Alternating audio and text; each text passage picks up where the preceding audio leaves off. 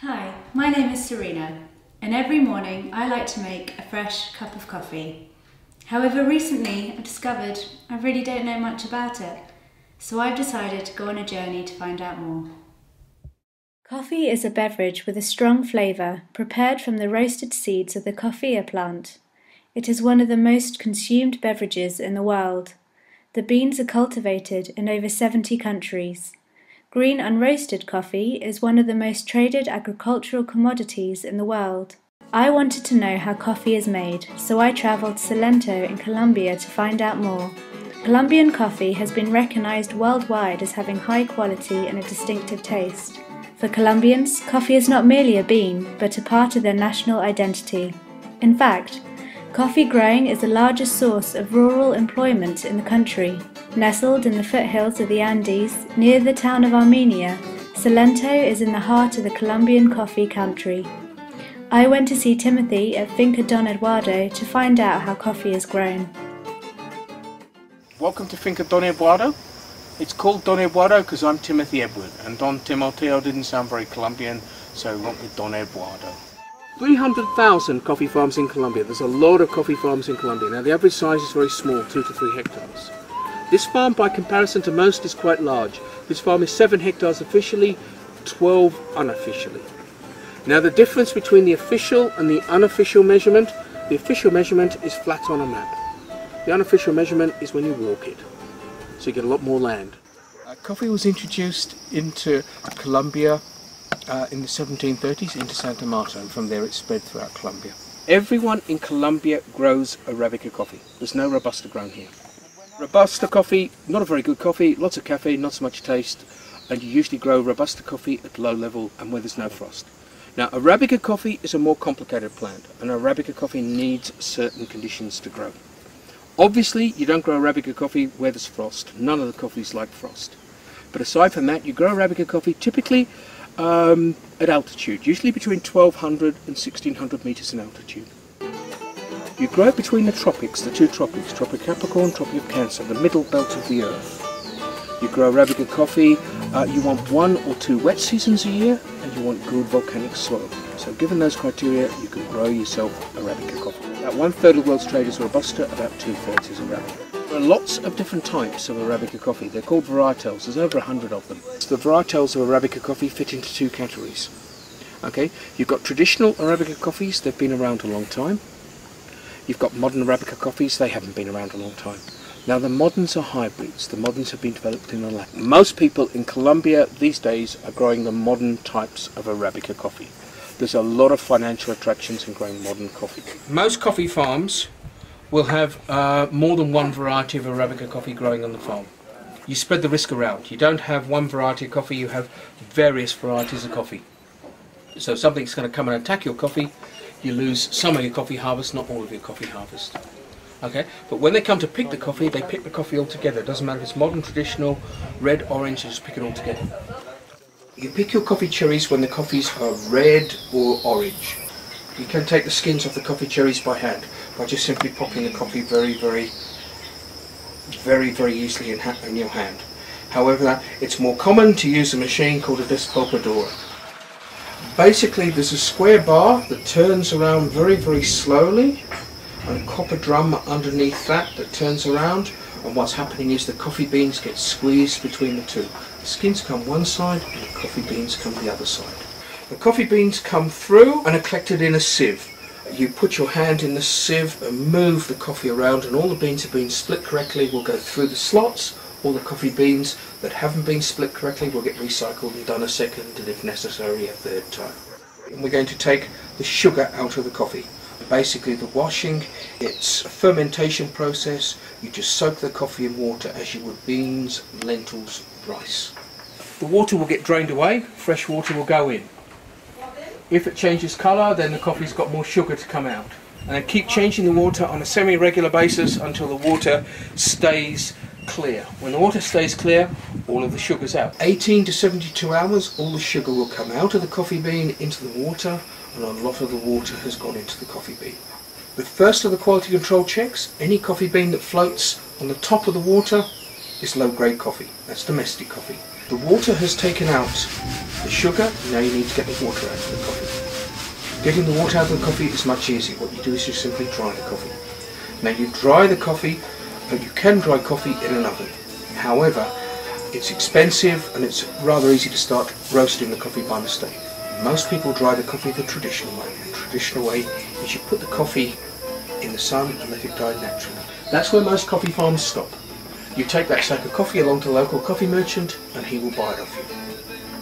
And he will buy it at the standard price for a sack of coffee in Colombia, and that gets set twice every working day, once in the morning and once at lunchtime. It's quoted in US dollars per pound. So we'll do it the artisanal way. So what's going to happen is put the parchment coffee in a grinder, set the width of the grinder nice and wide, and take the skins off the coffee without damaging the beans.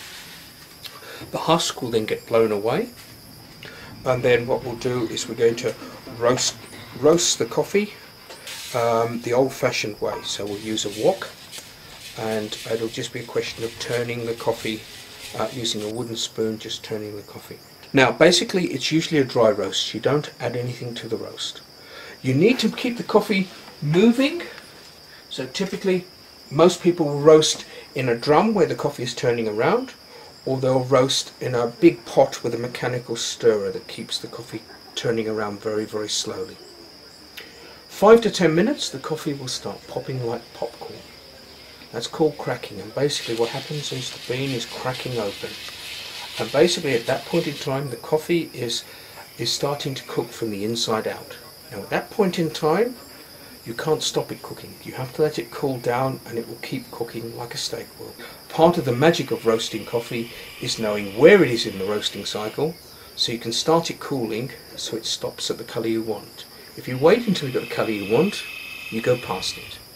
Now the darker the roast, the more bitter the coffee, and the darker the roast, the less caffeine is in it. Thank you, Timothy. Now I understand where the coffee bean comes from and the processes that are involved in farming it. Here is a quick recap on the growing and cultivating of the coffee.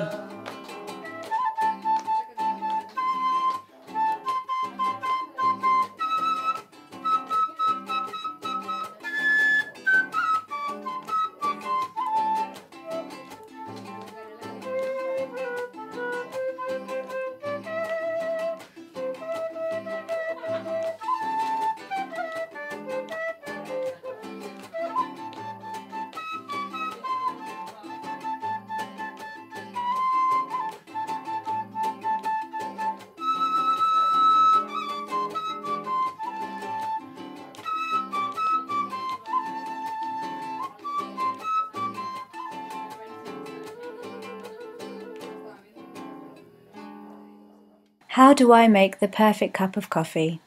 I went to visit Jesus to find out an example of how the Colombians make their coffee. This is the traditional Colombian method of brewing coffee. That's called chocolatera, that's called mochila.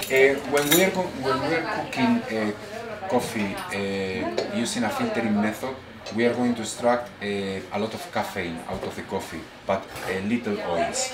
The ideal temperature to release the caffeine out of the coffee powder is 60 degrees. So the closer the temperature is to 60 degrees, the more content in caffeine we are going to achieve. A filtered coffee, usually what you do is you measure 1 spoon of coffee per cup. What you do is you boil the water, but you don't use the water recently boiled. You leave the water standing for 1 or 2 minutes, so the water will be down in temperature a little bit. We do that to avoid a fast reaction with the coffee. It will add a little bit of a burnt taste. The coffee powder and the water in contact for a couple of minutes. Obviously, the more the coffee is in contact with the water, the stronger it will get. So that's how the Colombians traditionally make their cup of coffee. But wandering around the streets of Colombia, I also found many different entraptions. Here are just a few other devices that can help make the perfect cup of coffee.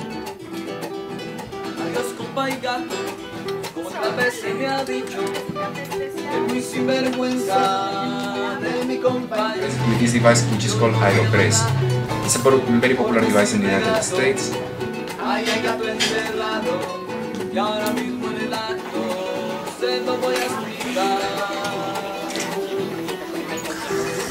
cuando caza el ratón come queso, el queso no da la leche la da la vaca y la vaca tiene filter with pressure devices.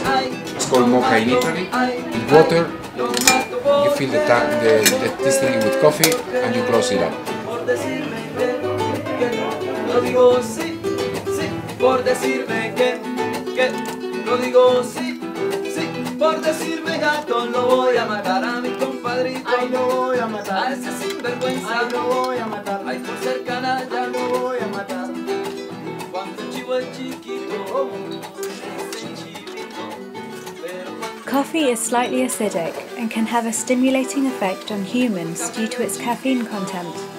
Many studies have examined the health effects of coffee, and whether the overall effects of coffee consumption are positive or negative has been widely disputed. Jesus has some very interesting views on how coffee affects health. One thing you have to understand about coffee is good. It's good for so many reasons. It's a natural diuretic, which means your kidneys are going to work more efficiently. Coffee contains or caffeine contains a lot of antioxidants, which means our immune system is going to be better prepared, more equipped. The main effect coffee does in our organism is it's called vasodilation. So our capillaries, veins, arteries, vessels are going to increase their sizes, making the blood goes faster. That's an advantage and a disadvantage. If you drink between 1 and 4 cups of coffee a day, you are okay. I mean, you are not overdoing your system. The problem is when you drink so much coffee, like I do, due to the circulation of the blood, because it's faster, means the pressure is lower, and that's a problem. Looks like for somebody who drinks a cup of coffee a day or black tea a day, compared to somebody who does not drink, you have a ratio of 1 to 680 in favor of the coffee drinkers. So it means that it will be unlikely that you may have Alzheimer or Parkinson. This is a study done over 30 years with over 30,000 people. Breast cancer and skin cancer are reduced 50% chances if you are a coffee drinker. Diabetes is reduced 50%. We're talking about the statistics, so this is not necessarily true. I would like to share with you one more thing. There is a tale about the dancing goats. Legend has it, Ethiopian shepherds first noticed the effects of caffeine when they saw their goats appearing to become frisky and dance after eating coffee beans. This, in some eyes, is the beginning of coffee. So there you go, that's the story of coffee in Colombia. I can now appreciate each one of my coffees even more. I hope you can too. Thank you for joining me on this journey.